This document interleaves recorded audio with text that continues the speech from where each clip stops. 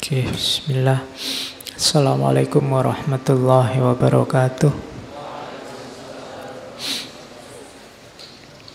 Bismillahirrahmanirrahim. Alhamdulillahi rabbil alamin.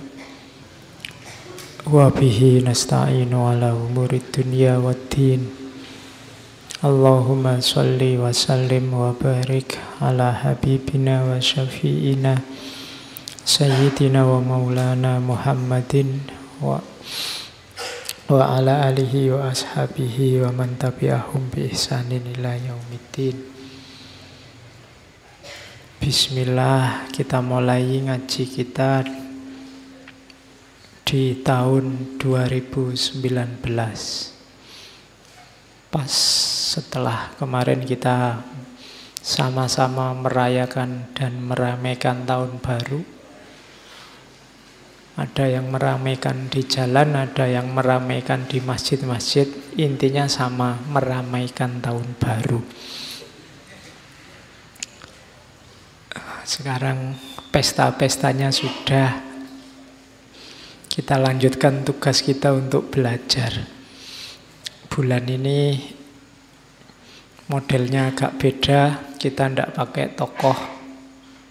Ya, biar ada selang-selingnya, biar tidak rutin. Kemarin-kemarin kita ngeritiknya selalu rutin.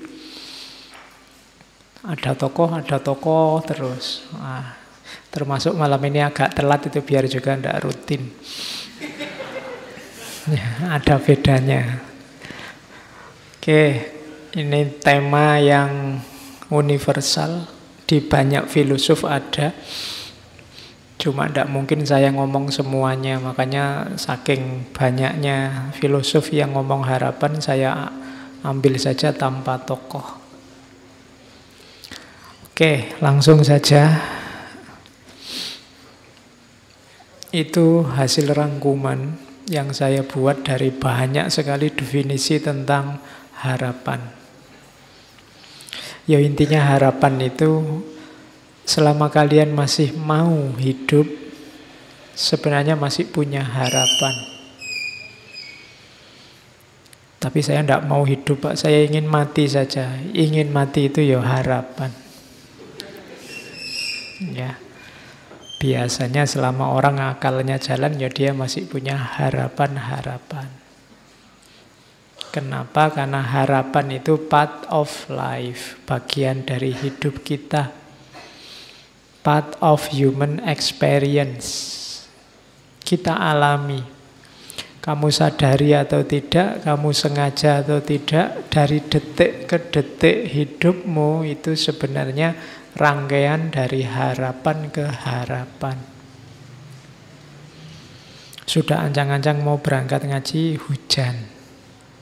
Nah, padahal kamu sudah niat, itu kan harapan yang tidak tersampaikan, tapi itu pengalaman. Jadi kalau riwayat hidupmu itu mau disusun, itu sebenarnya kisah tentang harapan yang terpenuhi atau harapan yang tidak terpenuhi. Sebenarnya cuma itu. Jadi kalau kamu pengen nulis biografi, itu sebenarnya bisa diawali dari harapan-harapanmu apa saja.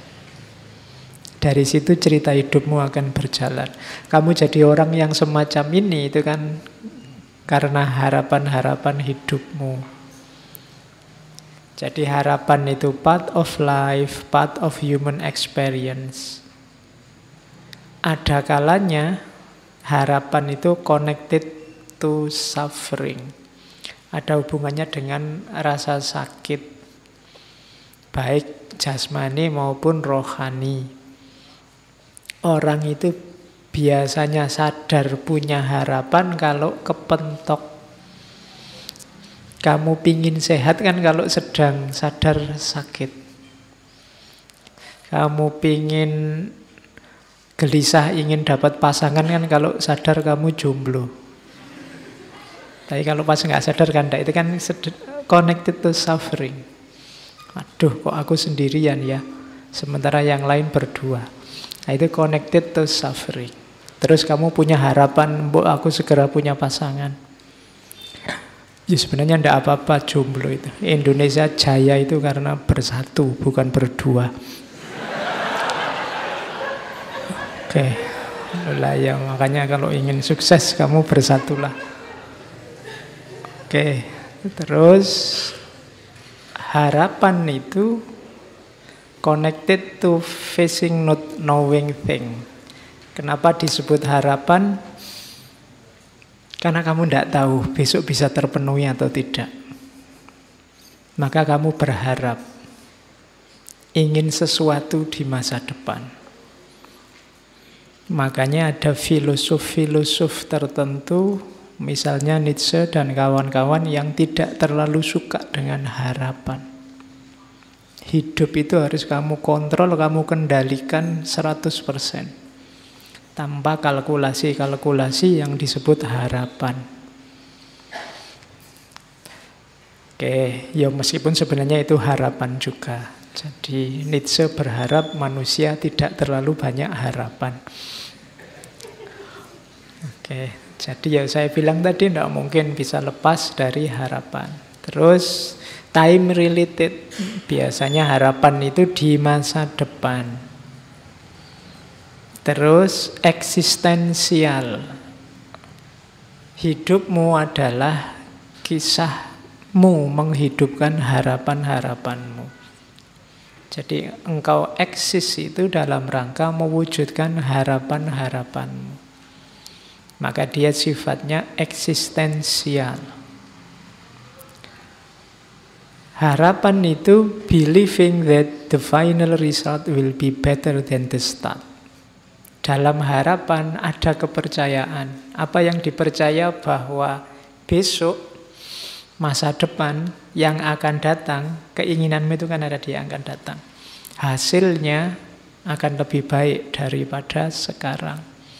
Kalau bahasa Al-Qur'annya walal akhiratu khairul laka minal ula. Itu harapan. Terus lagi, there is something to look forward and to strive. Ada yang dicari, ada yang diperjuangkan. Ini eksistensial. Jadi harapan itu menunjukkan bahwa ada yang kamu cari dan ada yang layak kamu perjuangkan. Makanya orang tidak boleh putus harapan, kehilangan harapan, atau tidak punya harapan. Alamat dia tidak punya sesuatu untuk diperjuangkan. Jadi kamu harus punya harapan. Kenapa kok kamu rasanya males-malesan, merasa masa depanmu gelap? Mungkin kamu tidak punya harapan di masa depan. Buatlah harapan. Jadi rancanglah harapan. Kalau dalam agama harapan itu kan nanti satu makom dalam tasawuf namanya rojak. Nanti di belakang saya ngomong sedikit tentang rojak, makom. Terus harapan itu carries us on the path, optimistic orientation to life. Dengan harapan kita akhirnya masuk ke wilayah jalan hidup. Kenapa orang menyebutnya jalan hidup? Karena dia harus ditempuh. Kesanalah kamu menuju. Ada tujuan, itu berarti ada harapan. Kamu mau berjalan, berarti kamu punya mental yang optimis. Nah, ini rangkuman dari banyak sekali definisi, saya pecah-pecah. Terus harapan juga believe whatever happen will be a good thing. Berarti kamu percaya bahwa besok hasilnya itu sesuatu yang baik, makanya kamu kejar. Kemudian harapan juga evolve, berevolusi, berubah, dinamis sepanjang waktu. Keinginanmu itu kan tidak pernah mandek. Hari ini pingin apa, besok pingin apa. Sekarang yang kamu kejar lulus, setelah lulus kamu mengejar kerja, setelah kerja kamu ngejar istri, setelah istri kamu ngejar anak, setelah anak kamu ngejar. Tidak pernah ada target final. Harapanmu itu mulur kalau bahasanya Surya Mentarang. Dan yang terakhir, harapan itu a gift. ini agak religius bahwa harapan itu sebenarnya anugerah. Bersyukurlah kalian yang masih punya harapan. Banyak orang yang mengharap saja susah. Atau dia harus mati-matian merancang harapan yang cocok sama dirinya, padahal mungkin dia ingin lebih dari itu.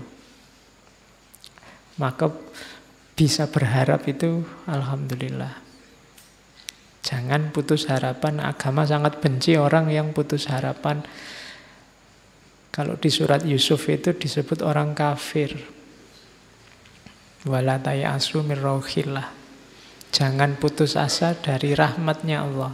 Orang yang putus asa berarti orang yang tidak punya harapan, itu minal kafirin, termasuk golongan orang-orang kafir. Kafir itu ya orang yang ingkar. Sebenarnya ingkar tidak dalam arti menjauh, tapi dalam arti menutupi kebenaran. Itu orang kafir. Makanya istilah kafir itu nanti diadopsi dalam bahasa Inggris jadi cover. Kalau kalian tidur di atas bed cover, itu berarti kamu sedang tidur di atas kekafiran. Loh, ya kan itu akar katanya sama. Nah, jadi sampai kafir. Harapan itu anugerah, maka bersyukurlah. Barang siapa yang kehilangan harapan, kamu masuk ke dalam kekufuran kayak orang kehilangan keimanan. Kamu tidak percaya ada Allah. Kepahitan apapun dalam hidupmu, jangan sampai membuatmu putus asa, karena kamu kalau putus asa sama dengan melecehkan Allah. Tidak ada masalah yang tidak terselesaikan. Tidak ada masalah susah, masalah sulit, masalah rumit. Kalau bagi Allah, maka berharaplah.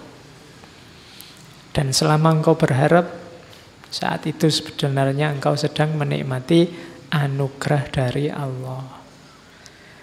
Oke, itu gambarannya. Harapan itu apa? Setiap kotak yang saya kotai itu bisa jadi satu tema tulisan. Ada harapan dan waktu, harapan dan pengalaman hidup, harapan dan masa depan yang lebih baik, harapan dan anugerah, kayak judul sinetron. Jadi itulah harapan. Terus saya ambil quote-quote-nya di depan. Ini Immanuel Kant. Katanya Immanuel Kant, sistem filsafatku itu sebenarnya menjawab 3 pertanyaan besar saja. Yang pertama adalah what can I know?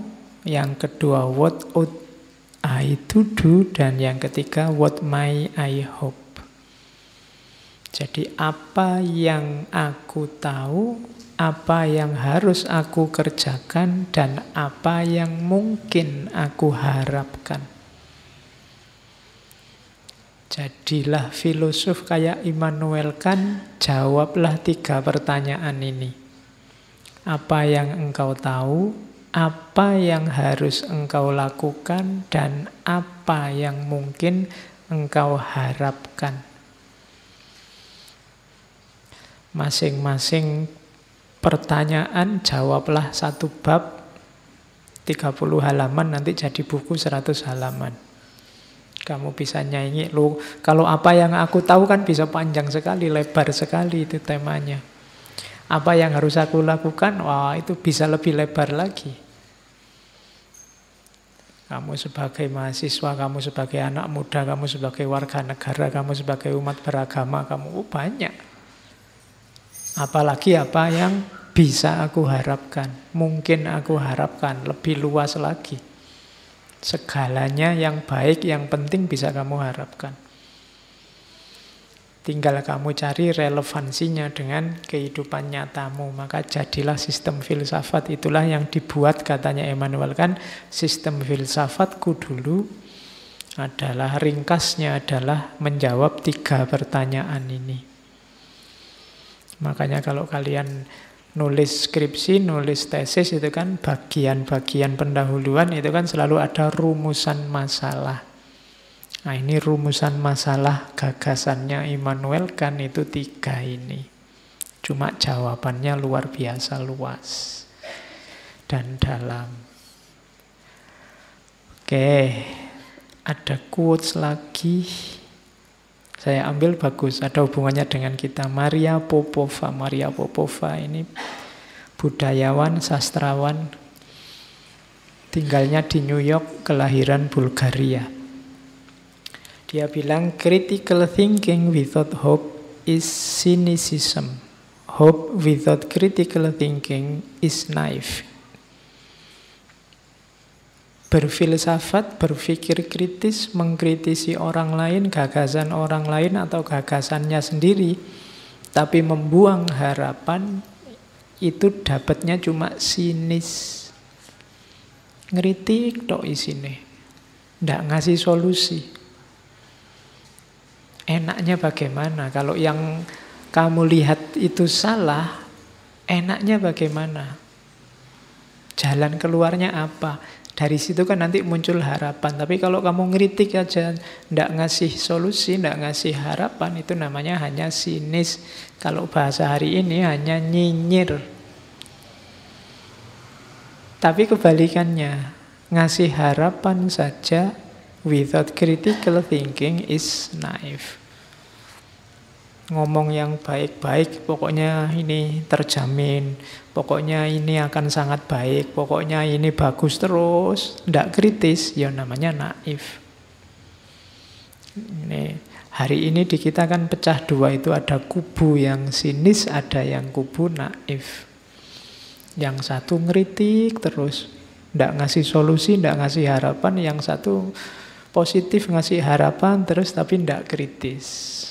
Nah, yang enak memang disatukan biar kuat. Ya kritis, ya penuh harapan. Oke, itu Maria Popova. Ada beda kalau dalam bahasa Inggris ya, ada hope, wish, sama expect sebenarnya. Itu 3-3-nya artinya harapan kalau dalam bahasa Indonesia. Tapi kalau dalam bahasa Inggris maksudnya beda. Kalian juga hati-hati makainya beda. Di situ tidak saya jelaskan artinya, tapi contohnya. Mumpung sekarang hujan. Kalau hope itu kamu berharap. Memang indikasinya bisa muncul, tapi kamu tidak pasti. Nanti muncul benar apa tidak. Ya, saya ingin besok pagi waktunya ke kampus hujan deres. Nah, ini berharap. Cuma kamu tidak yakin. Karena sekarang musimnya kan tidak pasti. Itu namanya hopes. Kalau wish itu kamu ingin kebalikannya. Wish itu kayak orang, enaknya kalau kayak gini nih, ada yang tiba-tiba bawa gorengan banyak, terus dibagi misalnya. Tapi kan itu wish, wong kita sudah ngumpul, tidak ada gorengan. Berarti apa? Ingin kebalikannya. Itu namanya wish. Seandainya ya semester ini IP ku bisa 4 itu. Padahal ya kamu tahu, kamu sudah nggak ikut ujian semua mata kuliah. Ini namanya wish, menginginkan yang kebalikannya. Seandainya ya orang Indonesia itu kompak, semua bersatu, semua. Itu namanya wish. Tidak mungkin. Wong ya urusan cilik-cilik wae gegeran. Terus expect. Kalau expect ini lebih kuat sebenarnya dari hopes. Kalau expect ini kemungkinan besar. Kamu sudah misalnya menginginkan hujan, kamu yakin hujan karena ini sekarang musimnya hujan. Kemudian kamu lihat mendungnya tebal dan wilayah ini curah hujannya tinggi, itu indikasinya banyak. Nah, itu expect. Expect itu kamu punya pacar cakep dan ingin menikah dengan yang cakep. Itu expect. Kalau hope itu kamu belum punya pacar tapi bercita-cita ingin punya pacar. Itu bisa ya, bisa tidak. Kalau wis itu kamu ditolak bolak-balik, terus kamu enak ya kalau punya pacar hujan-hujan gini, nah itu wis.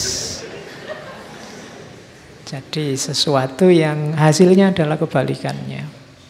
Jadi ekspektasi itu berarti yang indikasinya kuat. Saya Pak, semester 1 sampai semester 6 itu IP saya 4 terus. Insya Allah saya nanti cum laude, itu ekspektasi. Tapi sampai semester 6 IP-mu agak ketar-ketir. Masih 3,5 misalnya, padahal kan harusnya 3,51. Nah, ini saya ingin besok lulus cum laude Pak. Itu hope. Jadi kalau expect itu jauh lebih kuat. Kalau wish itu kamu semester 6 IP-mu 2, sekian, tapi seandainya saya bisa lulus cum laude ya, nah itu biasanya wish. Jadi harapan yang kebalikannya. Yang bahasa Inggris hati-hati pakai istilah. Saya bawa juga mitos, ini temanya agak loncat-loncat. Ada mitos sangat terkenal tentang harapan, namanya kotak Pandora. Mitos ini sebenarnya mau mengingatkan kita bahwa obatnya segala penyakit di dunia ini, apakah penyakit jasmani, rohani, penyakit individual, sosial, itu hanya satu, harapan. Selama masih ada harapan, sejauh itu pula segala kesulitan, segala kerumitan, segala kesusahan akan bisa teratasi. Tapi kalau tidak ada harapan, tidak. Itu kan diawali, kalau di mitosnya Yunani itu diawali dari mitos kotak Pandora. Jadi kotak Pandora itu nama seorang dewi. Jadi Zeus itu musuhan sama Prometheus. Karena Prometheus yang membawa api ke dunia manusia.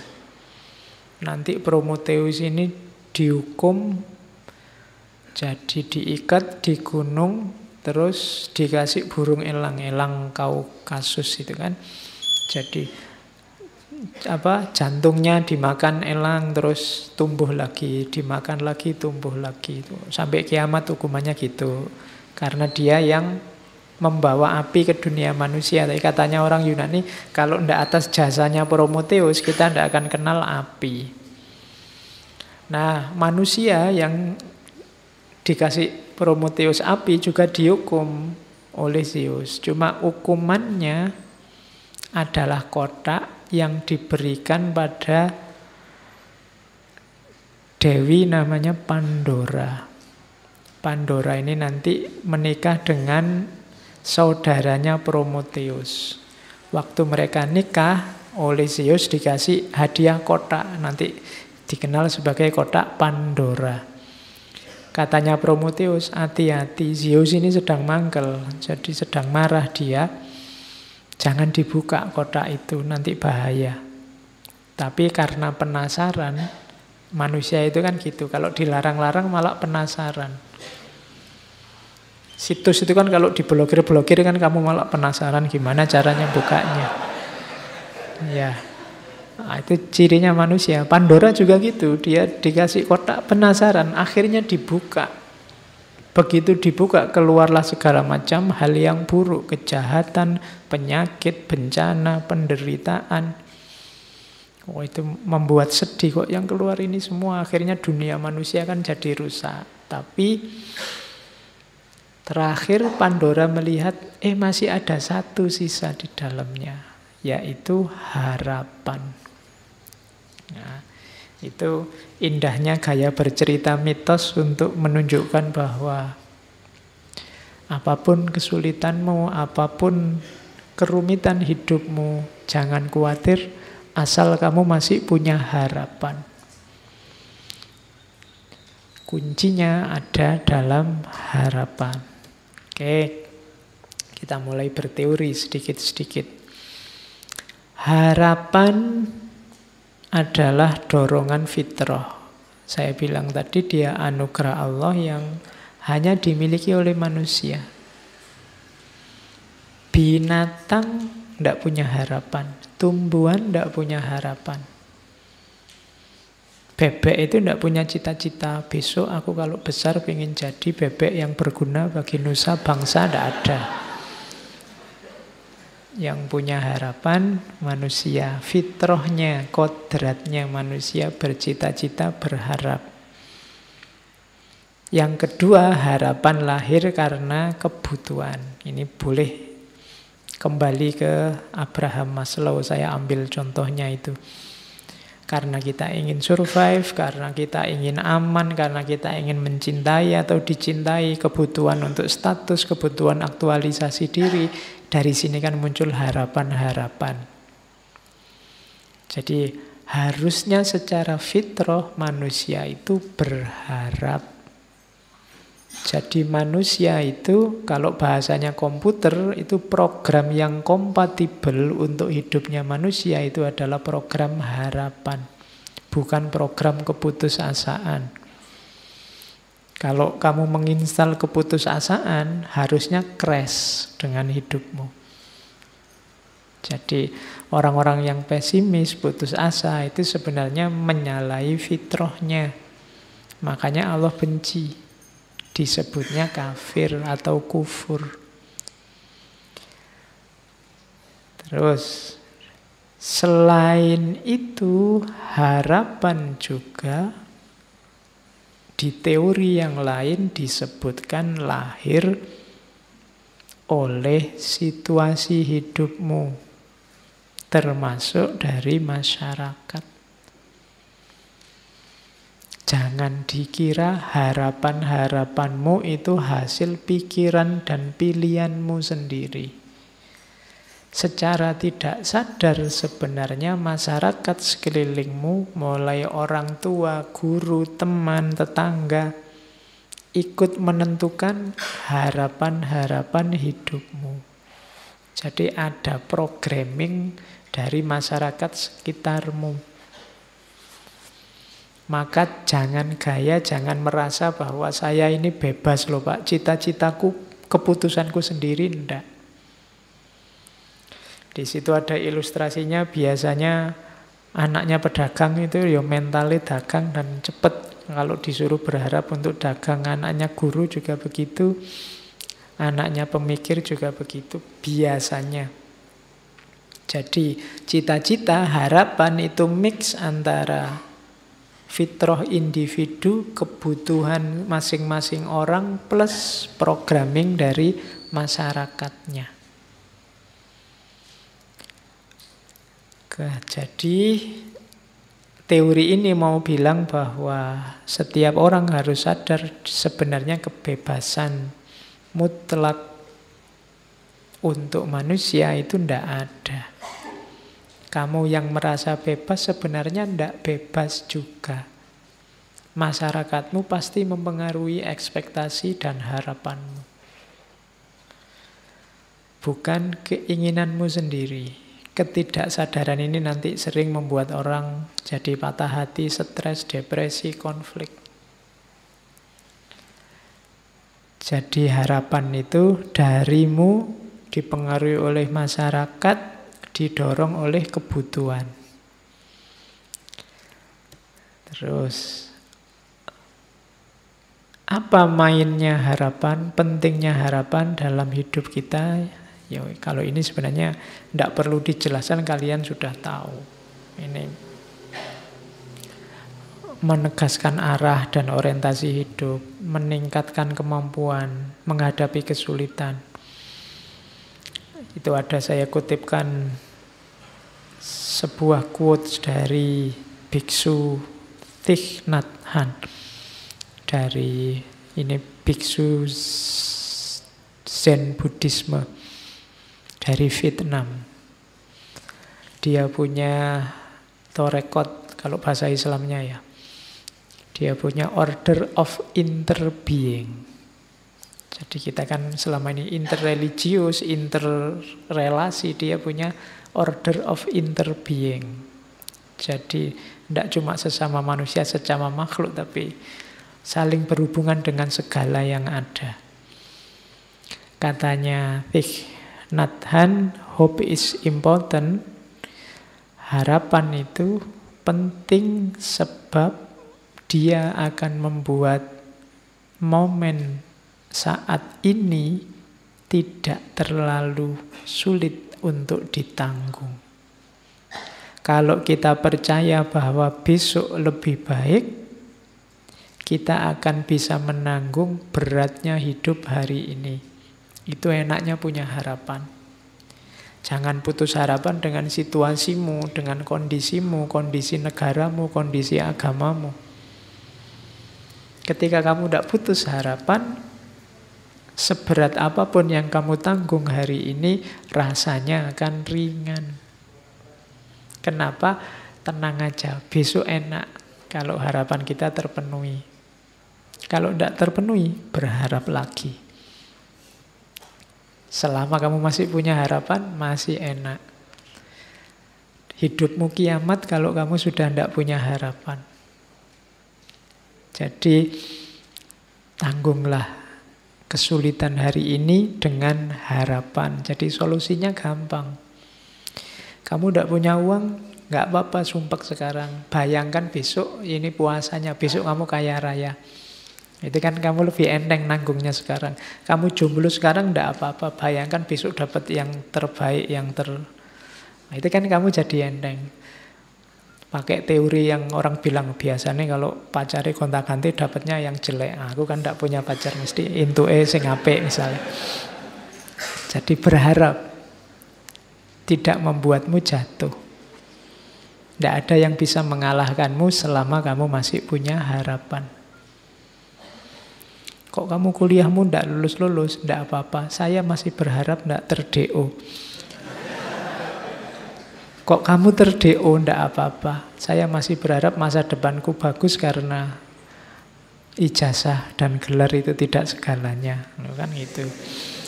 Kok iya. Kok kamu susah di karirmu karena tidak punya ijazah? Tidak apa-apa, karir itu kan cuma satu aspek dalam hidup, masih banyak aspek yang lain. Loh kan itu enak, selama kamu masih punya harapan, masih punya jangkauan ke depan yang kamu impikan kan tidak masalah. Kamu mau kerja apa, ijazah tidak punya, keterampilan tidak punya, ya gampang nyari istri yang kaya aja misalnya. Masih ada harapan. Oke, terus jadi perannya kunci harapan itu. Itu yang terakhir ada quotes dari Henry Nouwen. Henry Nouwen itu pastor Katolik dari Belanda. All great spiritual leaders in history were people of hope. Semua tokoh pemimpin spiritual dalam sejarah adalah figur-figur penuh harapan. Tidak ada tokoh spiritual yang putus asa. Ibrahim, Abraham, Moses, Musa, nabi-nabi tidak ada yang putus asa. Ruth itu neneknya, kalau itu sebenarnya tokoh dari Bible. Tokoh perempuan, neneknya Nabi Daud. Yang nanti ada silsilah juga sama Yesus. Maria, Yesus, Rumi, Gandhi, Dorothy Day, semuanya menjanjikan. Orang-orang yang penuh harapan.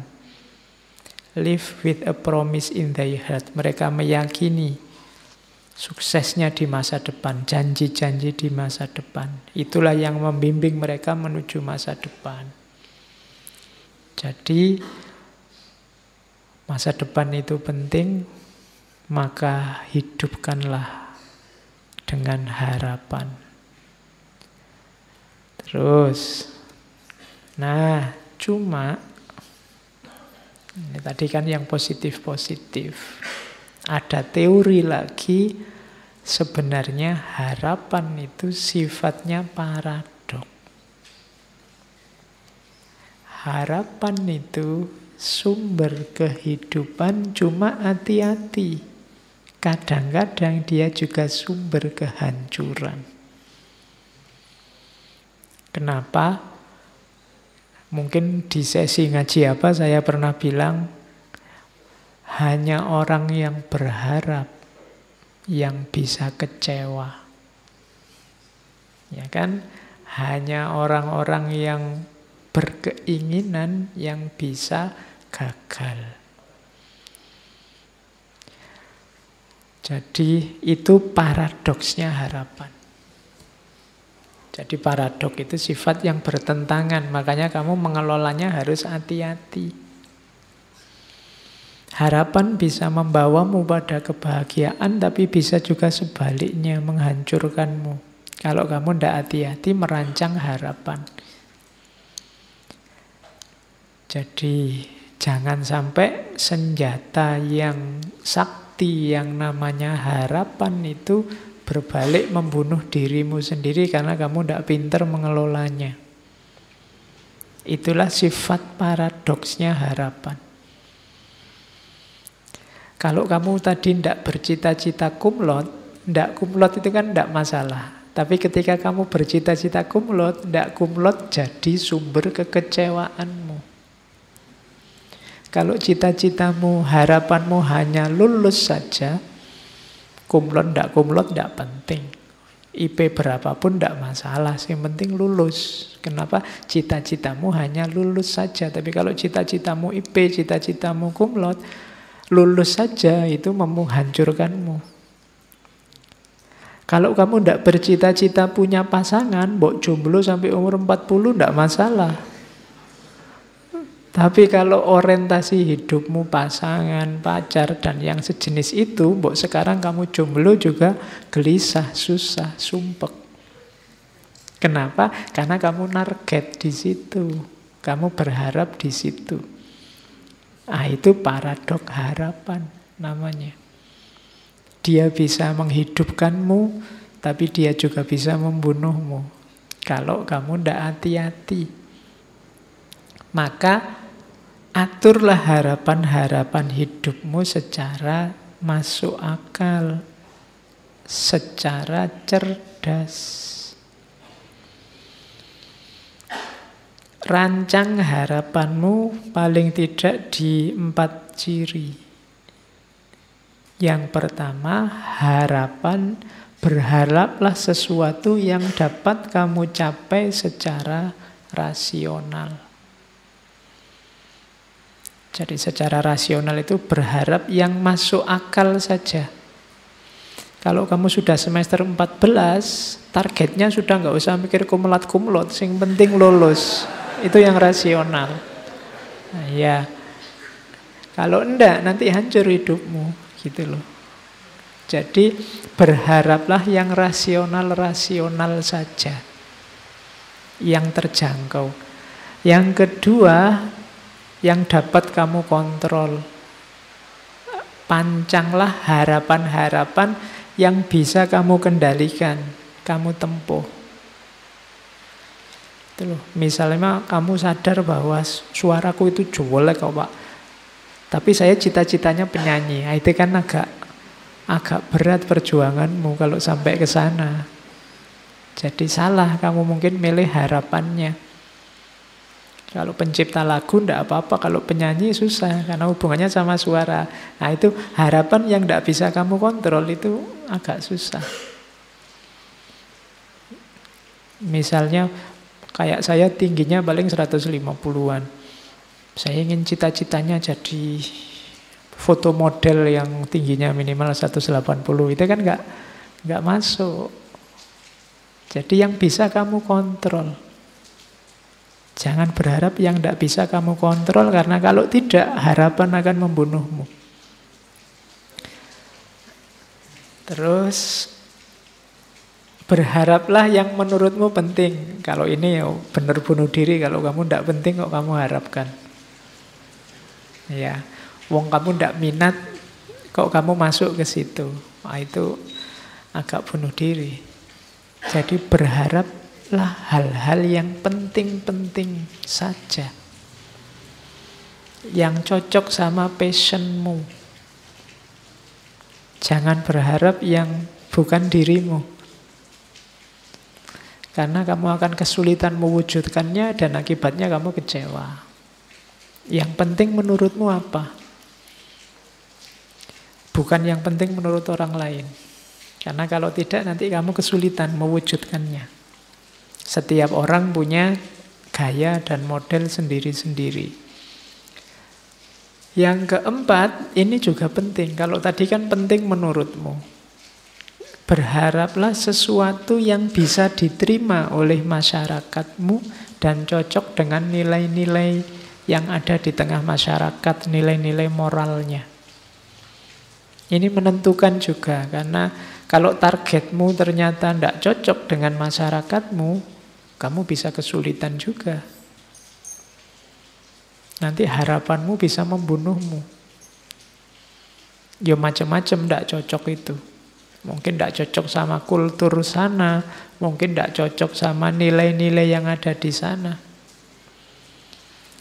Ya contohnya gampang lah, misalnya yang cocok sama masyarakat di kos-kosanmu, misalnya masyarakat sana menghendaki kamu kalau apel paling malam sampai jam 10 misalnya. Nah itu ya kamu jangan berharap lebih. Saya ingin ijtihad berlawanan dengan masyarakat, pokoknya apel itu ya paling tidak jam 12 lah, jam 10 belum dapat apa-apa. Misalnya, oh itu kamu akan kesulitan benar. Mungkin kamu punya argumen, punya dasar, punya dalil. Lo gimana Pak, saya sholat isya-nya sekarang selesainya paling jam 8. Nanti kos saya sama tempat apelnya jauh, bisa sampai jam 9. Kalau jam 10 harus pulang, ya belum ngapa-ngapain kita, baru say hello misalnya. Nah, itu kan argumenmu. Tapi masyarakatmu tidak bisa. Kamu kasih argumen itu, mereka punya tata nilai sendiri.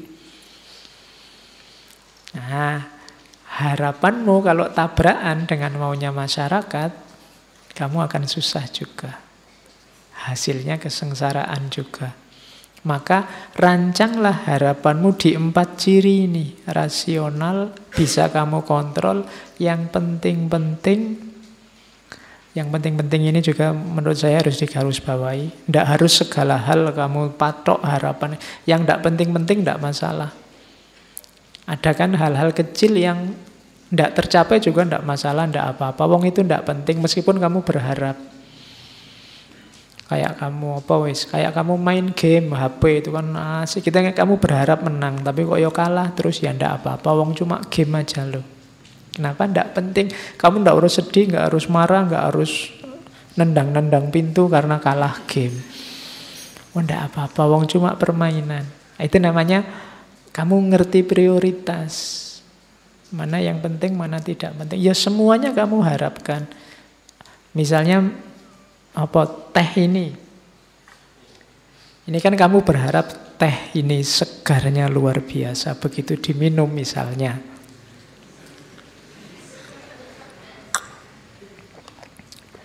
kok biasa ya misalnya, itu kan kamu kecewa. Tapi ya ndak apa-apa, wong ini ndak prioritas kok.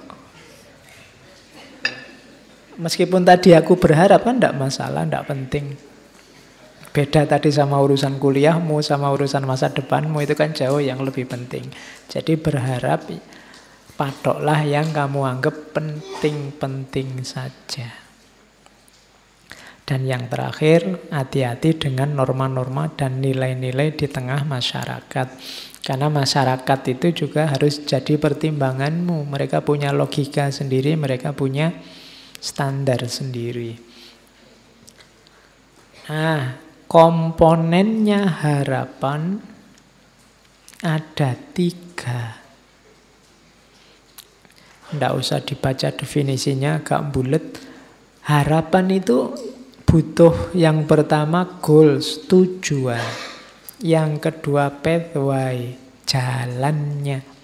Yang ketiga agensi, orangnya.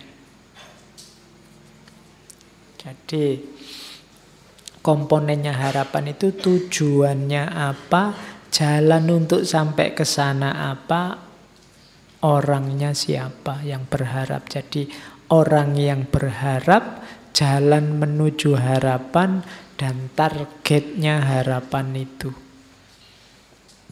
Itulah unsurnya. Tidak ada goalnya, namanya bukan harapan. Kalau tidak ada jalannya, bukan harapan tapi lamunan. Tamanni kalau dalam bahasa agama, angan-angan. Seandainya ya tiba-tiba ada uang sak karung jatuh di depanku, itu namanya bukan harapan, tapi lamunan, angan-angan. Seandainya ya tiba-tiba ada artis Korea datang padaku menyatakan I love you, itu lamunan. Kenapa lamunan? Pathway-nya ndak ada. Jalan yang bisa nyambung dirimu dengan tujuan itu ndak ada. Wong kamu bahasa Korea ya ndak bisa, duit untuk jalan-jalan ke Korea juga ndak bisa, nonton show-nya Korea juga ndak punya uang. Jadi jalannya ndak ada, untuk ketemu ndak ada. Nah itu ndak ada pathway-nya, maka namanya angan-angan. Untuk lengkap disebut harapan, jalannya ada, strategi menuju ke sana ada, goal-nya ada, tujuannya ada, dan orangnya juga mau. Jadi ini harus lengkap. Kalau tidak ada orangnya Pak, ya sama aja bohong. Ada jalannya, ada tujuannya, orangnya yang berharap tidak ada, ya tidak jadi cerita. Jadi itu 3 komponennya. Penghalangnya juga ada 3. Yang pertama emosi, yang kedua stresor, dan yang ketiga surprise event. Kalau emosi jelas. Emosi-emosi negatif itu mungkin menghalangi jalanmu mewujudkan harapan. Jadi kamu terburu-buru, atau kamu males, atau kamu ngamuan, atau kamu merasa minder, atau kamu terlalu pede, itu kan emosi-emosi. Itu sering jadi penghalangnya harapan. Cita-citamu segera dapat pasangan, tapi kok ya mentalmu minder. Kalau ndak ada orang aja kamu postingnya, teriak-teriaknya selalu tentang perempuan, pasangan, tapi begitu ketemu nderedek, grogi, ndak bisa ngomong, ya sama aja. Emosi ternyata penghalangmu. Yang kedua stresor. Kalau stresor ini nanti berpengaruh ke emosi, tapi stresor itu sesuatu yang menghalangi, yang menekanmu sehingga ndak bisa mewujudkan harapan. Kayak kamu pengen cepat lulus, tapi kok ya kamu kerja. Kerja ini kan jadi stresor namanya, membuatmu stres. Jani pengen cepat lulus, tapi kok ya harus kerja ya. Nah itu kan stresor namanya. Pengen jadi orang soleh, tapi kok ya susah yang ngaji itu ya. Misalnya, itu kan ngaji jadi stresornya. Jadi penghalang harapan itu emosi, stresor, dan yang ketiga surprise event. Kalau 1 dan 2 mungkin kamu bisa ngatur, tapi yang ketiga ini susah. Surprise event itu, hidup ini kan serba tidak terduga. Kamu sudah niat-niat pokoknya sampai saya lulus S2, jangan sampai ada pacar, jangan sampai ada perempuan atau laki-laki yang mengganggu. Kok ya dilalah ada event yang membuatmu jatuh cinta, dia juga oke, sama-sama oke, ini surprise event. Waduh, tadi prinsipnya mau dilanjutkan apa enggak ya? Kalau dilanjutkan kok ya eman-eman. Harapanmu enggak terwujud untuk enggak punya pasangan sampai lulus. Itu namanya surprise event. Kamu ingin IP-mu sempurna tiap semester 4 terus. Tapi kok yang dilalah semester ini kamu bareng sama sakit misalnya. Nah, itu surprise event. Itu juga menghalangi harapan. Banyak peristiwa-peristiwa yang tidak terduga. Jadi ya kayak kamu mau berangkat kuliah itu loh. Sudah kamu niati berangkat pagi-pagi, kok yon dilalah naik bis transnya mogok misalnya. Jadi kalau ditanya dosen, mogok Pak, mesti gitu. Itu trans mogok itu surprise event. Jadi peristiwa tidak terduga. Oke. Ya nanti kalau kamu nulis surat izin ke dosenmu itu, mohon maaf saya tidak bisa masuk hari ini Pak karena ada surprise event. Jadi ada peristiwa tak terduga yang membuat saya tidak bisa masuk kelas. Nah, ya, karena hidup itu kan tidak semulus rencana kita. Kita maunya ke sana ada surprise event. Kamu nembak dia malah yang kena temennya misalnya. Itu kan surprise event. Jadi itu penghalang harapan. Kayak kamu dulu mungkin zaman SMA terus mau kuliah, kamu membayangkan, wah besok kalau saya di Jogja mau jadi mahasiswa yang soleh, tiap hari ke masjid, nanti apalan ini, tahajud, rajin, ngaji. Begitu jadi mahasiswa, lupa semua. Kenapa? Banyak surprise event, Pak. Jadi banyak peristiwa tak terduga yang semakin jauh dari cita-cita. Oke. Ya sama kan, saya sering mengilustrasikan kamu waktu kecil dulu, waktu ditanya cita-citanya apa, jadi dokter, jadi pilot, jadi guru gitu kan. Lurus, tapi kan peristiwa macam-macam, banyak surprise event. Sekarang kamu tidak bisa jawab lagi, kamu ingin jadi apa. Ya, masa tetap ingin jadi dokter, wong ya kuliah di Usuluddin misalnya. Kan tidak bisa, kenapa? Peristiwanya sudah ganti. Ya, masa Usuluddin dokter, dukun mungkin bisa. Oke, terus. Nah, kalau ini proses namanya lost hope, hilangnya harapan, itu sebenarnya ada prosesnya. Ketika harapanmu masih penuh, itu masih motivated, masih full.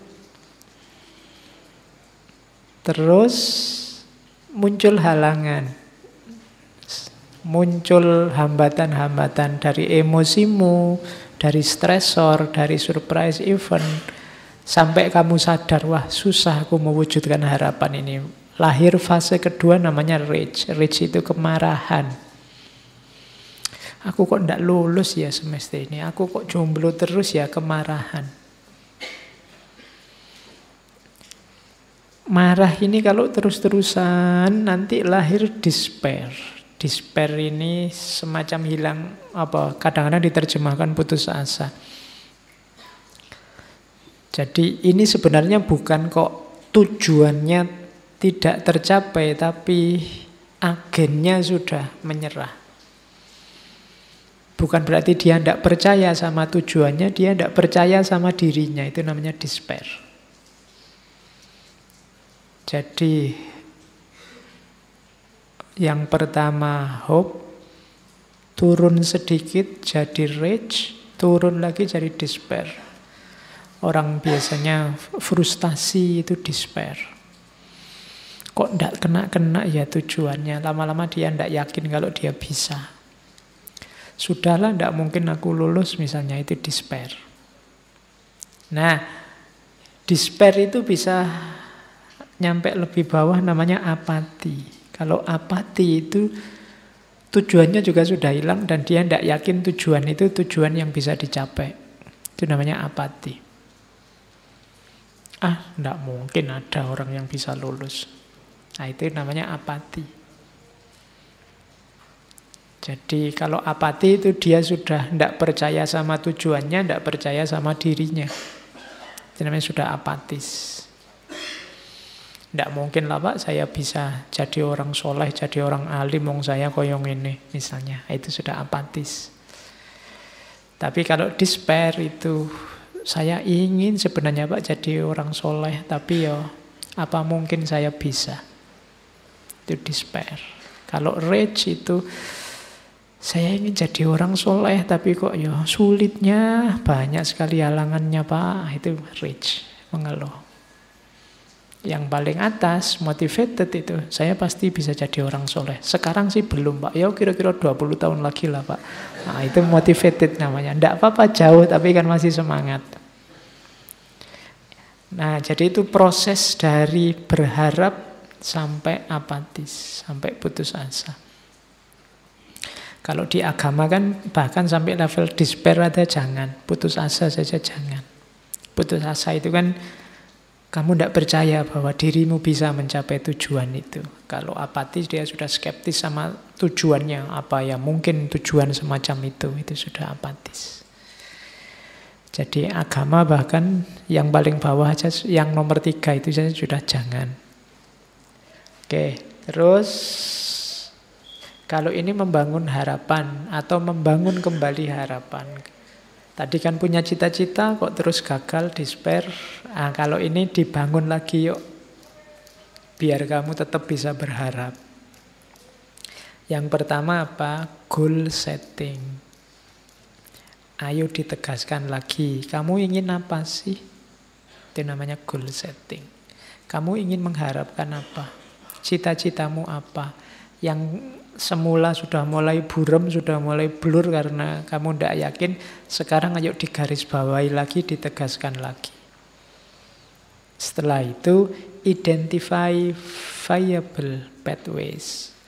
Kira-kira, ayo diidentifikasi, kamu bisa nyampe tujuan itu lewat jalan apa? Diidentifikasi dulu jalannya.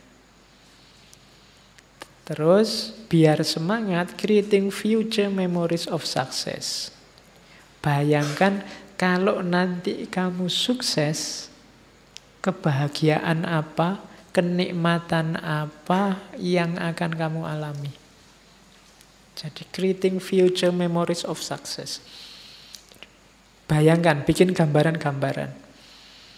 Enaknya kalau kamu lulus cepat, itu segera kamu bisa kuliah lebih tinggi, segera kamu bisa macam-macam nyari kerjaan, segera kamu bisa. Nah itu bayangan tentang kesuksesan hidupkan. Jadi kalau kamu targetmu jelas, jalan yang kamu tempuh jelas, dan kamu berminat karena betapa bahagianya kalau ini sukses, saat itu juga akan lahir namanya harapan. Kalau jalannya ndak ada, namanya bukan harapan tapi angan-angan kayak tadi. Kalau goalnya ndak ada, ya namanya bukan harapan, wong ndak ada tujuannya kamu mau kemana. Kalau angan-angan, bayangan kesuksesannya ndak ada, kamu ndak akan bersemangat untuk mencapai harapan. Jadi membangun harapan itu urut mulai target, jalannya, kebahagiaan yang kamu raih. Setelah ini kamu boleh, mumpung ini masih awal tahun 2019 ini, harapanku apa saja. Nggak usah banyak-banyak, karena biasanya kalau lagi semangat nulis harapannya, tahun ini target saya 20 Pak, itu terlalu banyak. 2, 3, 4, 5 yang agak besar-besar, yang penting-penting saja ditulis. Nggak usah yang nggak penting. Nggak usah nulis, saya target saya Pak, setiap kali makan di warung itu harus, kalau kemarin sekali makan 10.000, mulai tahun ini minimal 12.000, misalnya, tidak usah ditulis. Seandainya memang itu targetmu, tidak penting. Target yang penting-penting daftarin, tidak usah terlalu banyak. Plus jalannya, yang berat mungkin kamu harus merancang jalannya. Untuk bisa ke sana Pak, saya harus menyisihkan waktu, saya harus menyisihkan uang, saya harus tiap malam melakukan ini, tiap pagi melakukan ini, itu jalan namanya. Sambil kamu hidupkan terus bayangan-bayangan kesuksesannya. Nah itu awal dari hidup yang penuh harapan. Nah ini strategi untuk membangun kembali diri dan jalan tentang harapan. Ini nanti silahkan kamu pelajari satu-satu. Yang pertama, Biasakan self-talk, tapi yang positif. Ngomong sama diri sendiri. Yang positif-positif. Jangan sering dimarahi. Banyak orang suka marahi dirinya sendiri. Kalau gagal kan kamu selalu memarahi dirimu. Ada yang tidak cocok kamu marahi. Saya kecewa Pak dengan diri saya. Harusnya saya itu rajin tahajud loh. Sekarang kok begini saya. Sekarang kok males ngaji aku Pak. Jadi kamu marahi terus dirimu. Lebih enak lakukan self-talk yang positif. Wah, sekarang saya lebih merdeka, lebih bebas Pak. Tidak kayak dulu. Maka sekarang saya harus milih yang baik-baik. Nah, itu self-talk.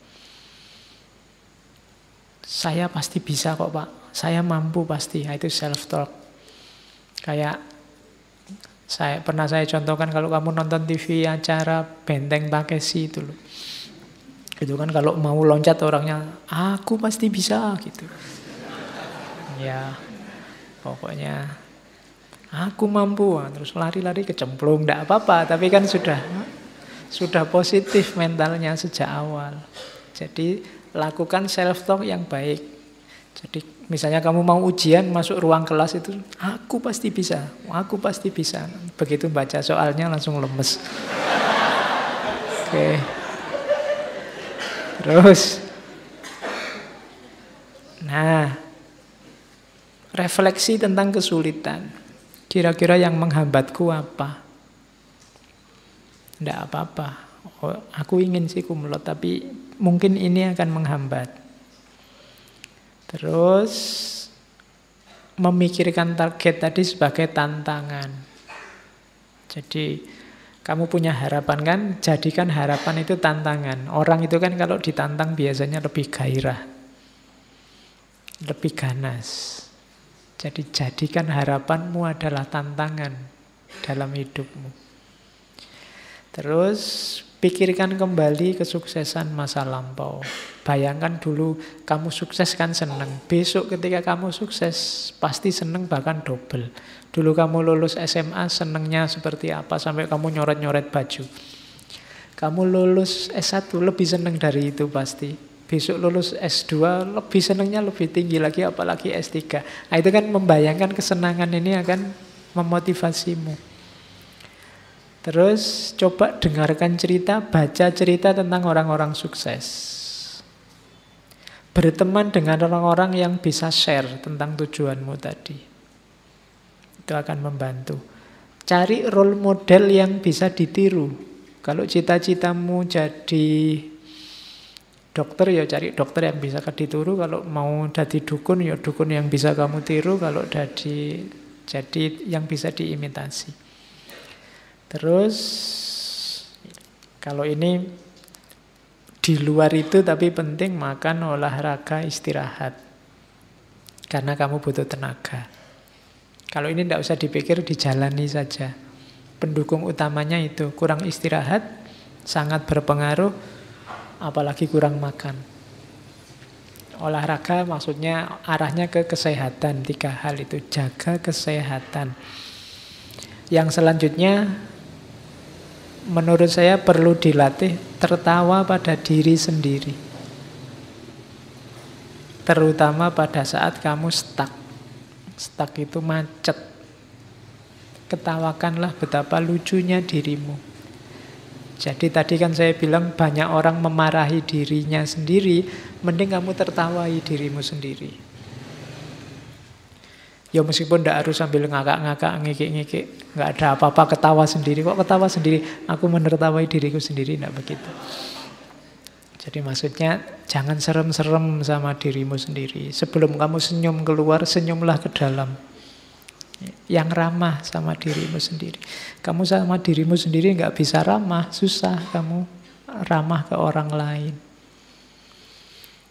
Jadi latihan tersenyum sama dirinya sendiri. Cepat-cepat kembali ke khitoh, kembali ke orientasi kalau stuck. Kadang-kadang orang itu kan banyak peristiwa yang membuat kita nyeleweng dari jalur, ya cepat-cepat kembali. Tidak apa-apa kamu memberi hadiah pada dirimu sendiri.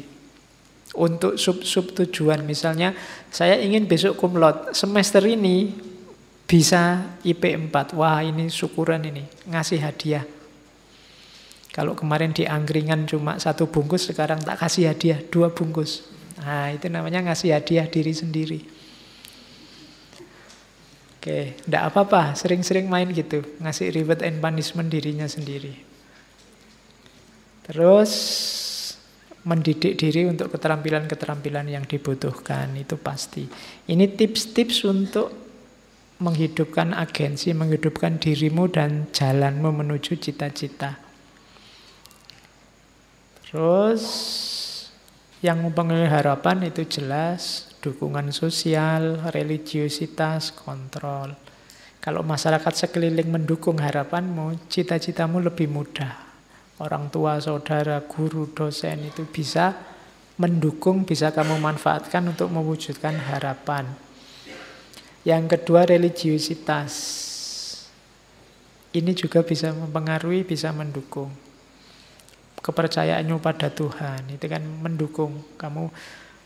Mungkin kamu agak merasa kurang mampu, tapi dengan Allah bisa menolong, ada Tuhan yang bisa membantu, itu kan bisa mempengaruhi harapan. Kalau orang yang tidak kenal Tuhan atau tidak percaya Tuhan, apa-apa kan disandarkan dirinya, sementara manusianya terbatas, banyak kekurangan. Nah, itu lebih susah, tapi karena kita punya Tuhan lebih mudah.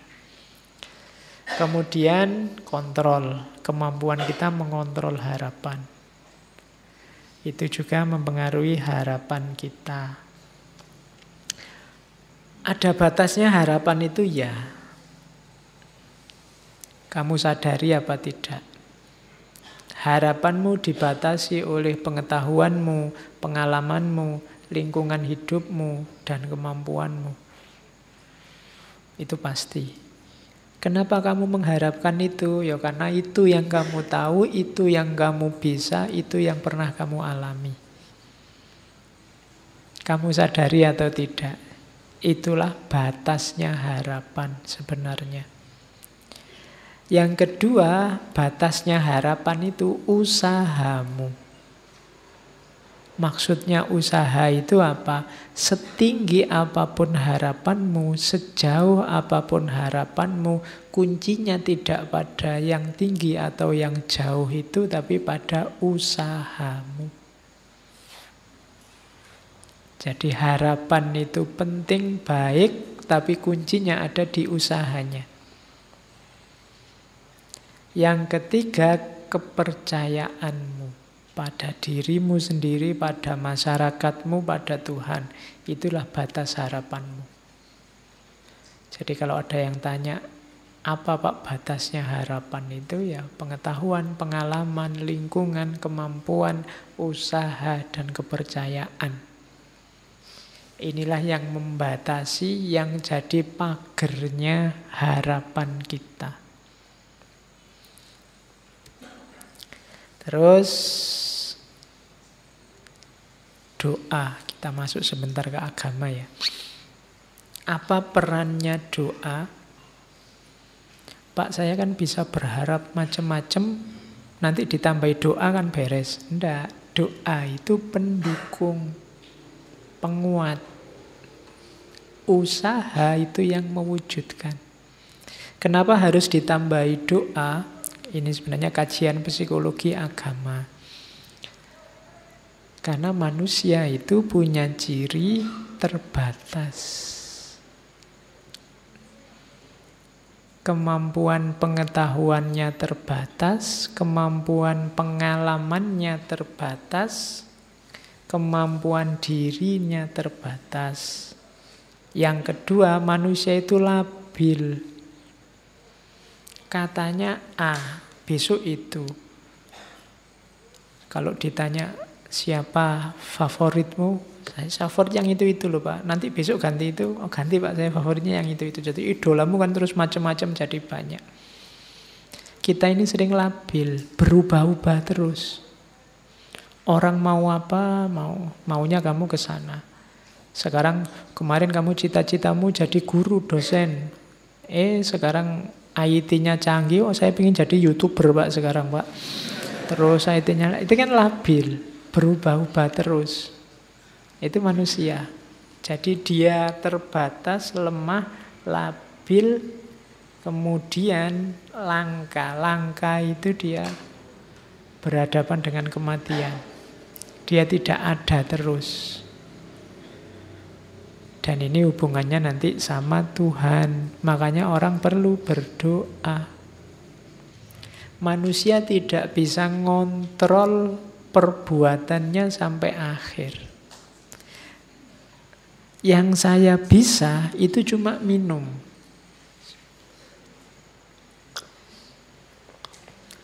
Tapi hilang atau tidak rasa haus itu aku tidak kuasa. Aku hanya pasrah pada mekanisme tubuhku yang itu ya kontrolnya langsung sama Allah. Kalau Allah ngasih rasa puas, legalah aku dan tidak pengen minum lagi. Makanya ada orang sudah minum banyak masih haus. Karena itu yang nanti oleh Ghazali diadopsi jadi konsep teologinya bahwa sebab akibat itu tidak ada. Yang ada sekuen-sekuen peristiwa yang penentunya Allah. Jadi doa itu adanya di situ. Ternyata kita tidak kuasa 100% atas usaha kita.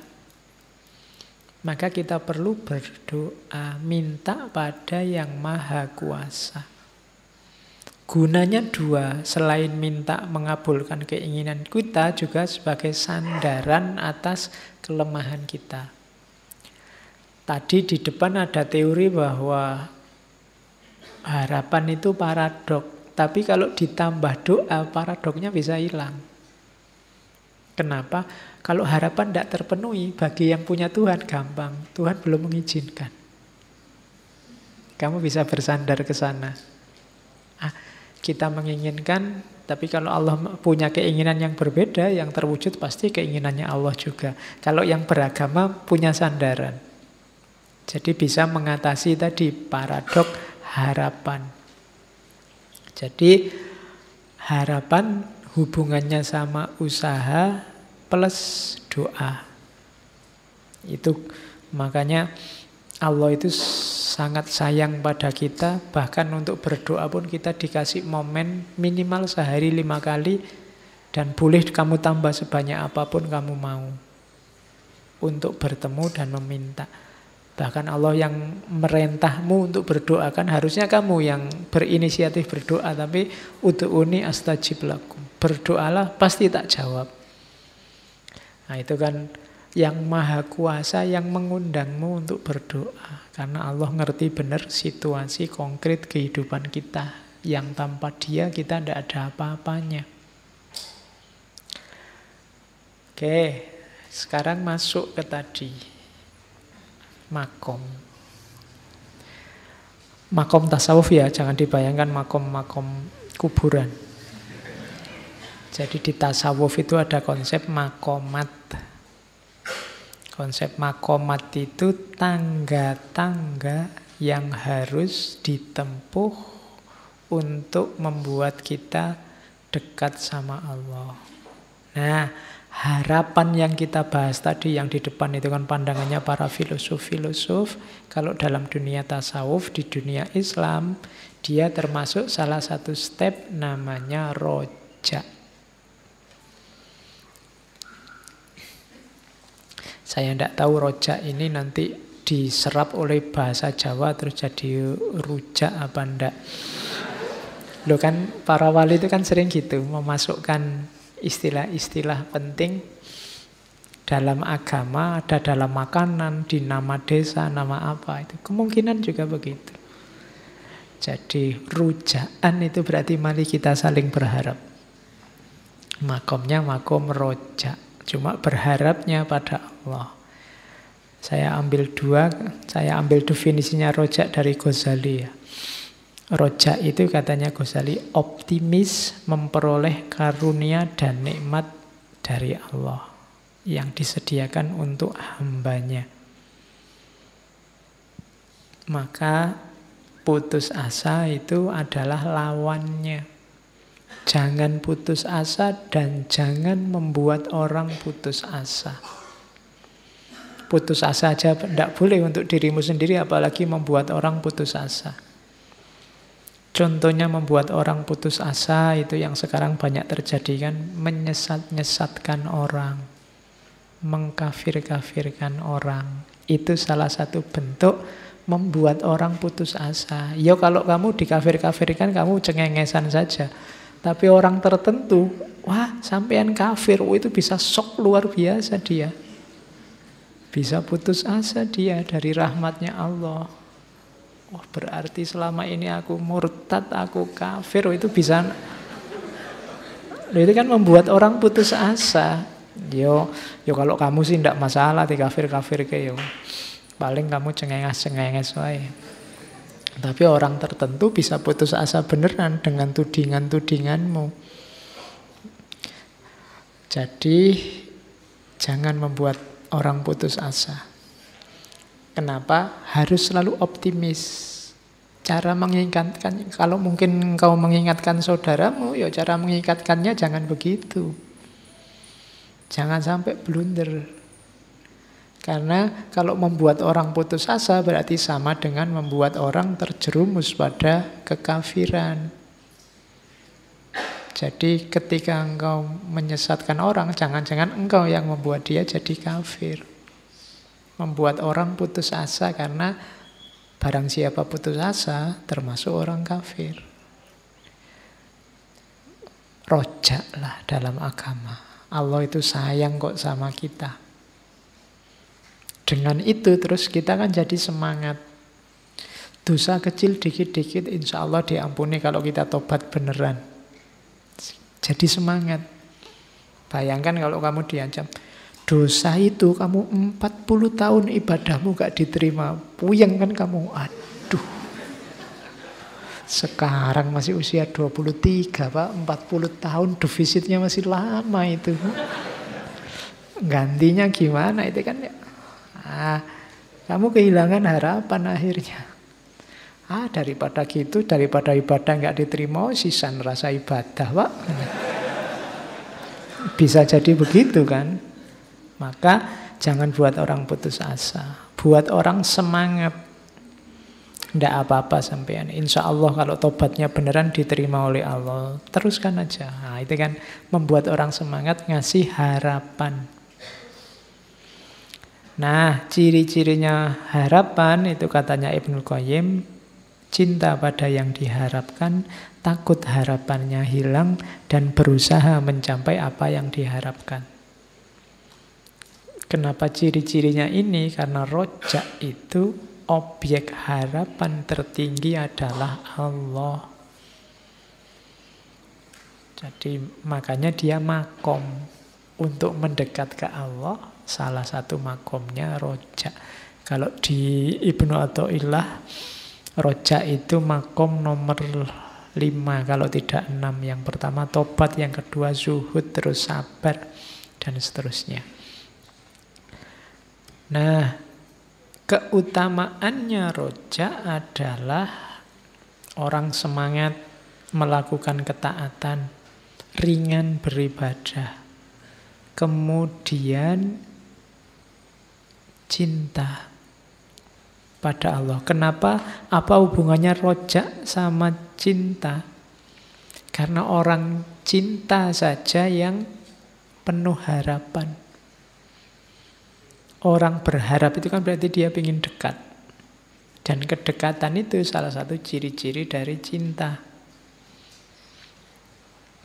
Jadi orang paling dekat dengan Allah itu adalah orang yang dicintai oleh Allah. Cinta itu muncul dari harapan. Orang yang mencintai atau orang yang dicintai, di situ pasti ada harapan-harapan. Kemudian rojak membuat prasangka baik. Dengan berharap pada Allah berarti kita punya pikiran positif tentang Allah yang maha penyayang, maha pengasih, maha bijaksana. Jadi orang yang mental beragamanya penuh harapan, penuh rojak pada Allah, itu selalu prasangkanya prasangka baik. Kalau ada ujian, ada musibah, ada bencana, prasangkanya tetap baik. Wah, Allah ini mengingatkan kita, Allah ini masih sayang loh sama kita, sekali-sekali kita diingatkan biar itu. Bukan prasangka buruk. Prasangka buruk itu, wah ini Allah tersinggung sama kita, marah nih sama kita diazab terus nih sekarang. Itu prasangka buruk namanya sama Allah. Kita harus berprasangka baik sama Allah. Oke. Jenisnya rojak ada 3. Ada rojaknya orang awam, rojaknya orang khawas, rojaknya orang khawasul khawas. Orang awam mudah bisa ditebak, nyari pahala. Nanti kita dapat surga, dapat bidadari, di sana ada ribuan bidadari yang bisa dipakai anytime. Kemudian mau makan apa saja boleh, mau habis pahala. Tidak apa-apa, sah. Saya sering menganalogikan pahala itu kan kayak anak kecil sama orang tuanya. Barang siapa belajar malam ini, besok pagi tak beliin KFC ya. Nah, itu kan anaknya semangat belajar. Bayangannya dapat KFC-nya. Tapi tidak masalah. Kalau orang tuanya kan biar anaknya pinter, dipameri dengan hadiah makanan. Anak ini yang dipikir makanan saja, tapi tidak masalah.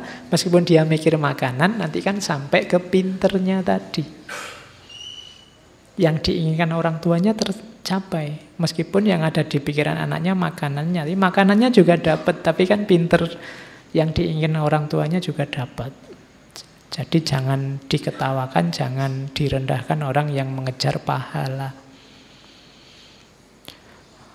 Jadi biasa orang ngejar pahala itu tidak apa-apa. Yang harus kamu gelisahkan orang yang mengejar dosa. Ya.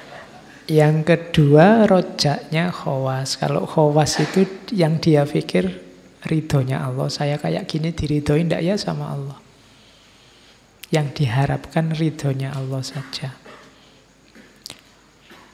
Yang paling tinggi rojaknya khawasul khawas. Khawasul khawas itu rojaknya orang yang tidak sekedar ridhonya Allah, tapi dia selalu ingin bersama Allah, selalu dekat sama Allah, mengalami ma'rifat atau musyahadah kalau dalam bahasanya para sufi.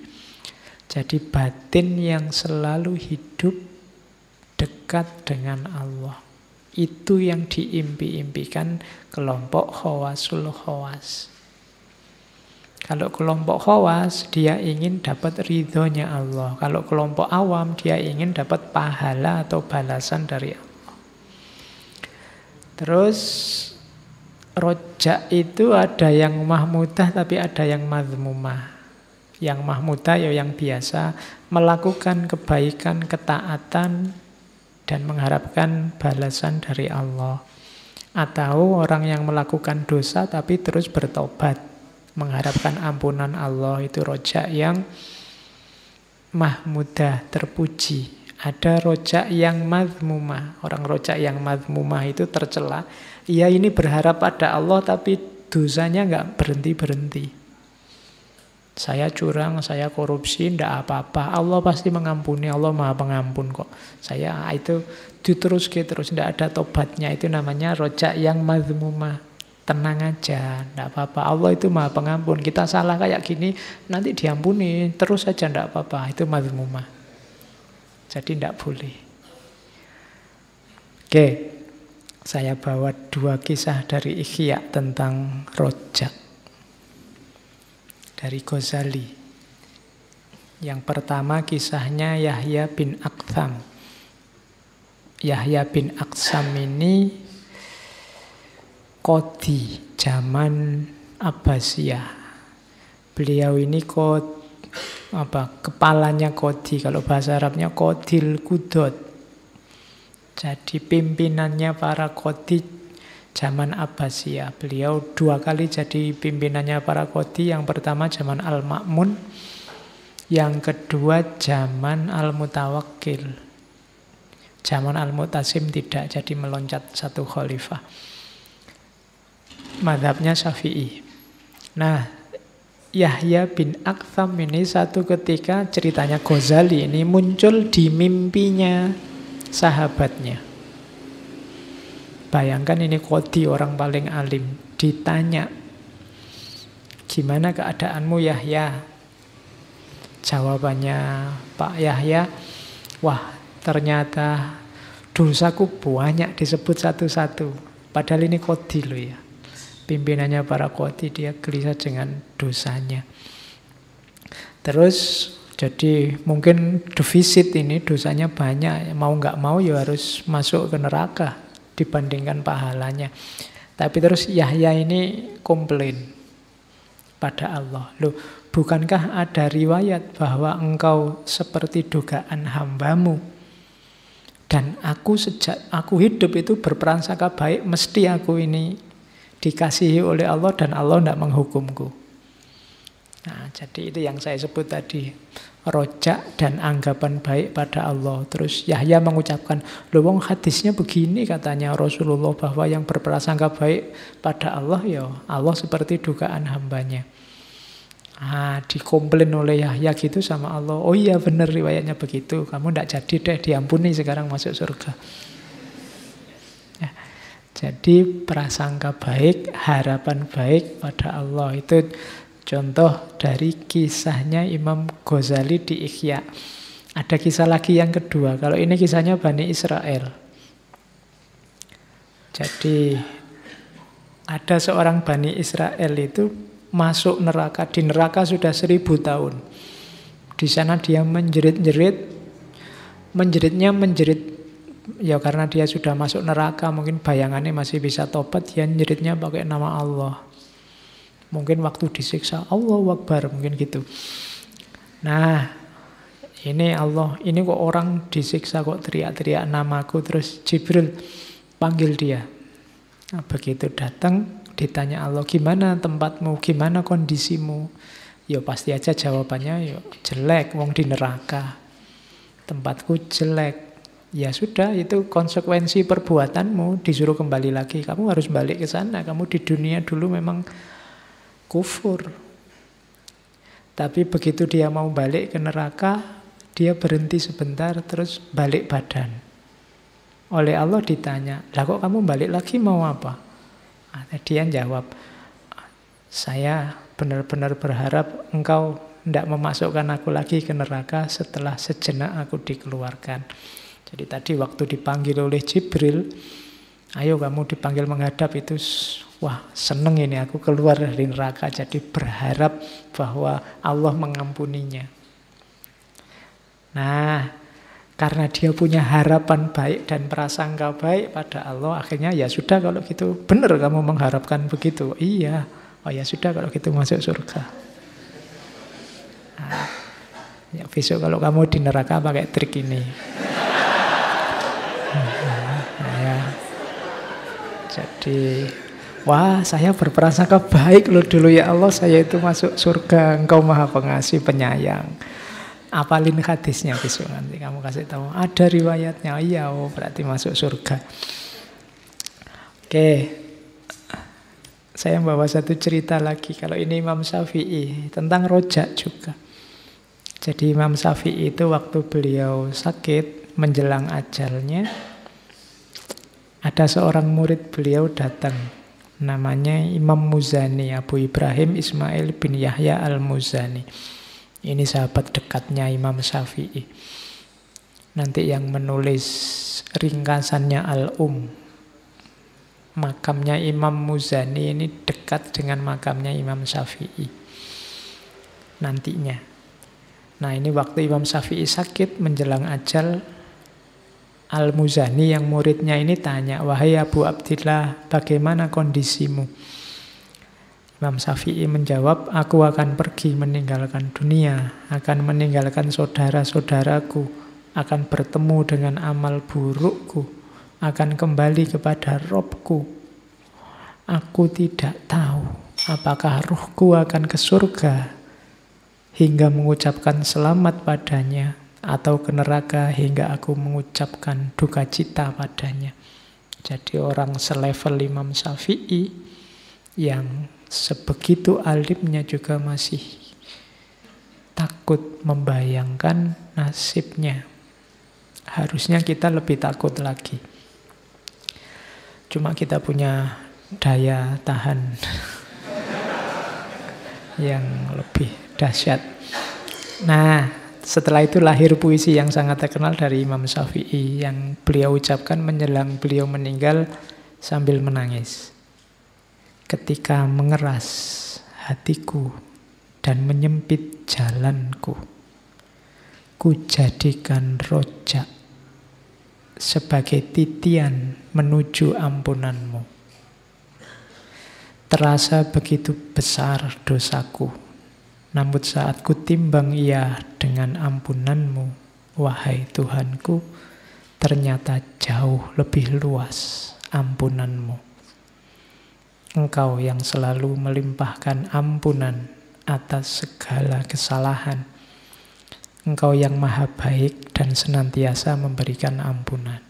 Jadi ini syair ini isinya sangat berharap dan prasangka yang baik pada Allah. Itu bekal kita. Karena yang bisa menyelamatkan kita besok adalah rahmat dan sayangnya Allah. Maka berprasangka baiklah. Baik untuk dirimu sendiri maupun untuk saudara-saudaramu. Jangan membuat saudara-saudaramu putus asa, sumpek, sedih. Beri harapan pada mereka. Oke, saya kira itu untuk harapan. Minggu depan kita lanjutkan pasangannya. Ya, sebenarnya harusnya dimulai dari khauf dulu baru rojak. Cuma karena ini tahun baru, biasanya tahun baru dimulai dari harapan-harapan, maka saya balik harapan dulu. Untuk menyeimbangkan harapan, kita juga harus ada khauf. Oke, saya kira itu materi ngaji malam hari ini. Kurang lebihnya mohon maaf. Wallahul muwaffiq, wallahu a'lam bishawab. Wassalamualaikum warahmatullahi wabarakatuh.